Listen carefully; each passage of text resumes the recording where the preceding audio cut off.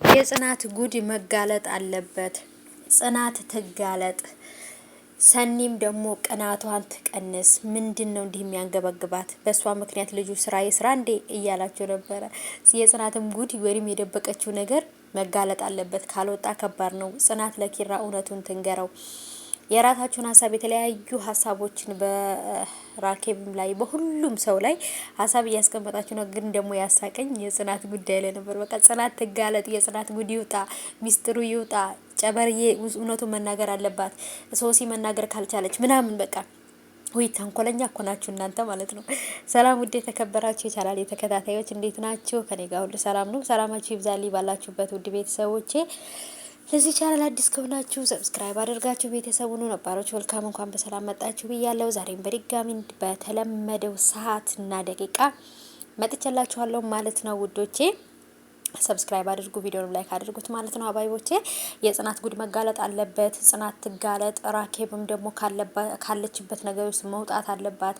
ምነሻዋ በተለይ ደግሞ የሰኒ ቅናት በቃ ልክ አጣ። ምንም ጆከርን ብትወጁ በህይወቱ ላይ አንቺ ልትወስኝለት አይገባም። ስለዚህ የፈለገውን ስራ መስራት ይችላል ምናምን እድሉን አንተናት አትዝጊበት ምናምን እያላችኋት ነበረ። ጽናትም ጉዷ ካልተጋለጠ አናይም ድራማውን ትጋለጥ ጽናት እያላችሁ ነው ማለት ነው። ጽናት እኮ መናገሩን ፈርታ አይደለም፣ ግን ይሄን ያህል ችግር ያመጣል ብላ አላሰበችም ነበር። ያ የበርበሬ መታጠን ይሄ እንደዚህ አይነት ችግር አምጥቶ ጭራሽ ሶሲንም መናገር ይከለክላታል፣ አትናገርም፣ ማውራት ይከለክላታል፣ ጉሮሮዋን ይይዛታል ብላ አላሰበችም።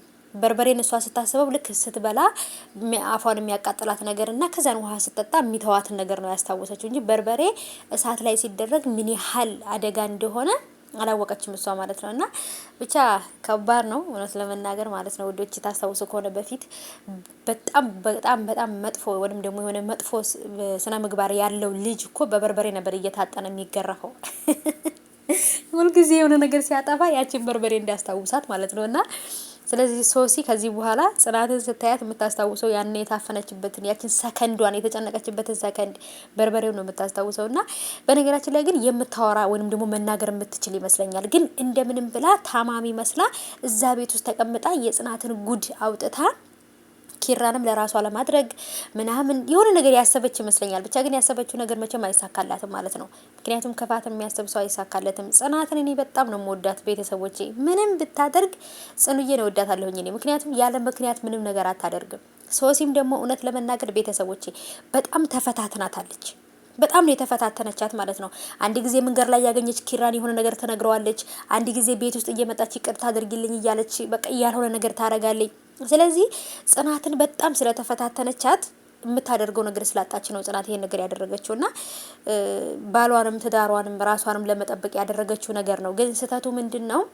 ስህተቱ በርበሬ ማጠኗ ወይንም ደግሞ በቃ እቀጣለሁ ብላ የሄደችበት መንገድ ነው ስህተት እንጂ ጽናት ያደረገችው ነገር ስህተት አይደለም። ለምን በቃ እሷ ትምህርት ለመስጠት ከዚህ በኋላ ወደ ህይወቷ ወደ ትዳሯ ወደ ባሏ እንዳትመጣ ለማድረግ ነበር የሞከረችው። ግን እንደውም አምጥታ አልጋዋ ላይ አስተኝታ ራሱ ምግብ እየቀለበቻት ነው። አያችሁ አይደለ? እናረቃለን ሲባል ማቅረብ አለ፣ እናጣለን ሲባል ማግኘት አለ፣ እንገላለን ሲባልም መሞትም አለና እሷን እንገላለን ብለው ወይ እሷን ይሆን ነገር እናረጋለን ብለው ራሳቸውም ሰኒና ማናት ጨበርዬና ጽናትም ወድቀው ነበር እንደሷ ማለት ነው። እና ብቻ ግን ይለያል እውነት አንዳንድ ጊዜ ፈታ ዘና ያደርጉኛል ማለት ነው። እና ናሆም ላይ አሁን አደጋ ላይ ናቸው ያሉት ናሆምና ምሩ። በተለይ ከምንም በላይ ናሆምና ምሩ ራሳቸው መጠበቅ ያለባቸው ሰዓት ላይ ናቸው። ምንም ነገር ከማድረግ አትመለስም። እሌኒ በጣም ጨካኝ ሰው ሆናለች ማለት ነው። ናሆማን አግብታ ልጇን ይዛ ናሆም ቤት መኖር ነው በቃ አላማዋና እቅዷ። ይሄ ነገር ግን መቼም አይሳካላትም።